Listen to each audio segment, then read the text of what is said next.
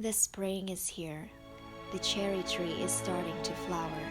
We're waiting for the days when we can see you again, gathering in the park with our friends.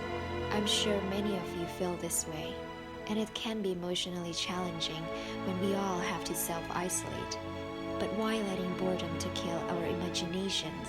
There is this term by the Italians called Ladolcevita, which means sweet life. It's about creating a simple luxury in everyday life and being grateful with what you have. So for me, my La Dolce Vita is like baking a cake. And today I'm going to make a carrot cake. So let me show you my La Dolce Vita in life, and I hope you can share yours too. After all, we hope to keep the spring alive, not to die.